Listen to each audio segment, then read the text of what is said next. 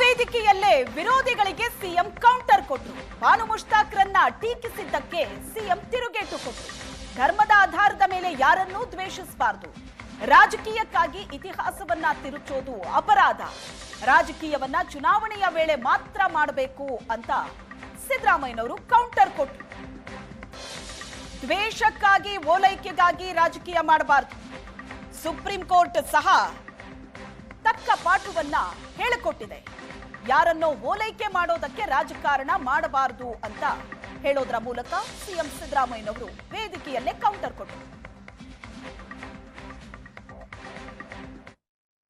ಬಾನು ಮುಸ್ತಾಕ್ ಅವರು ಹುಟ್ಟಿನಿಂದ ಮುಸ್ಲಿಂ ಮಹಿಳೆ ಆಗಿರಬಹುದು, ಆದರೆ ಅವರು ಮನುಷ್ಯರನ್ನ ಪ್ರೀತಿಸಬೇಕೆ ಹೊರತು ಧರ್ಮದ ಆಧಾರದ ಮೇಲೆ, ಜಾತಿಯ ಆಧಾರದ ಮೇಲೆ ದ್ವೇಷಿಸಬಾರದು.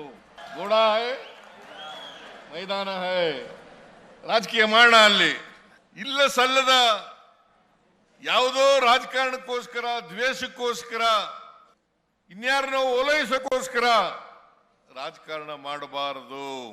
ಓಲೈಕೆ ರಾಜಕಾರಣ ಅದರಿಂದ ಲಾಭನೂ ಆಗಲ್ಲ. ಸುಪ್ರೀಂ ಕೋರ್ಟ್ನ ನ್ಯಾಯಾಧೀಶರುಗಳು, ಹೈಕೋರ್ಟ್ನ ನ್ಯಾಯಾಧೀಶರುಗಳು ಇದನ್ನು ನಾವೆಲ್ಲರೂ ಕೂಡ ಅರ್ಥ ಮಾಡ್ಕೋಬೇಕಾಗ್ತದೆ. ನಮ್ಮ ಸಂವಿಧಾನ ಜಾತ್ಯತೀತ, ಧರ್ಮಾತೀತ.